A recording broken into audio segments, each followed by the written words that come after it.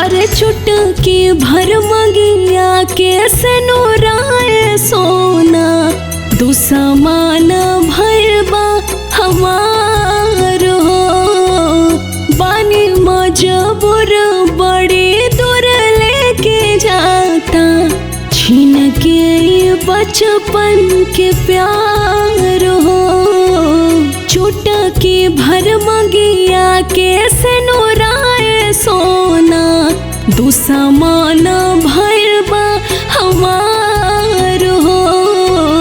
बानी मजबूर बड़ी दूर लेके जाता छीन के बचपन के प्यार हो।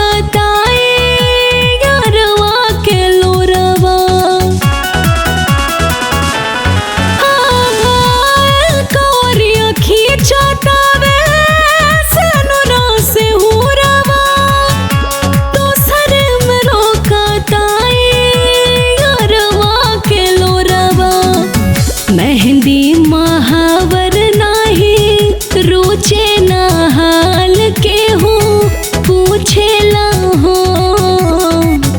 इतना ता जोड़ल बा समुचे ना दुख के हो बुझेला हो। सखिया सहेलिया सुनेली ना बोलिया रच रच करेली सिंगार हो।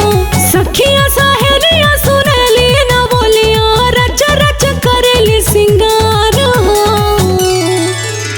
चुटकी भर मंगिया के सनुराए सोना दुसमान भैरबा हमार हो।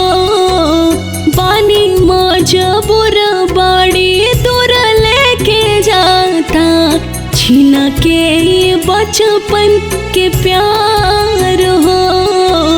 चुटकी भर मंगिया के सनुराए सोना दुसमान भैरबा हमार हो। बानी मजबूर बड़ी दूर लेके जाता छीन के बचपन के प्यार हो।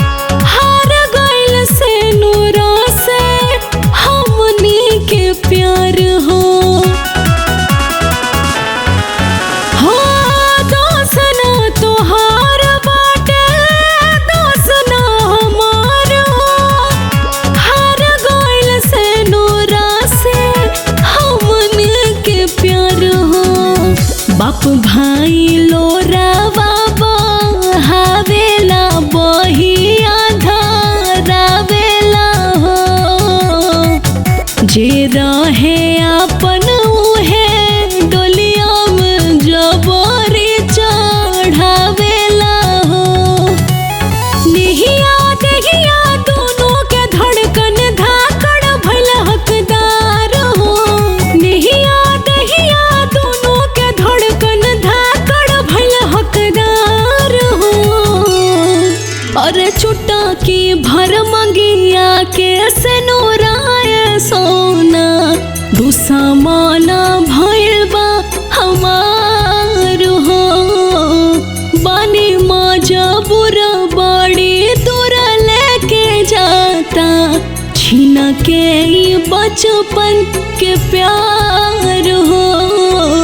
चुटकी भर मंगिया के सनुराए सोना दुश्मना भइल बा हमार हो। बानी मजा बुरा बड़े दूरा लेके जाता छिन के बचपन के प्यार